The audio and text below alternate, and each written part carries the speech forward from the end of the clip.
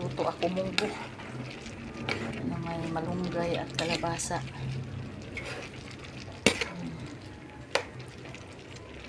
Ayan. Yung iba ko ay piniritong tuna. Ayan.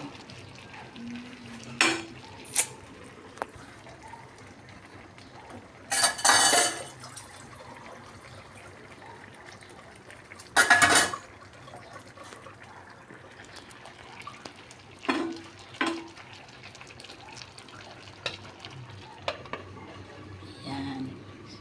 Inaano ko. Kasi bali 30 lang yung aking munggo. Tapos kalabasa 25. Malunggay ko 10. Tapos 50 din ang dalawang hiwa na tuna. Bali isang hiwa lang yan siya. Hinati ko para maging dalawa. Tapos pinirito muna bago gilunod para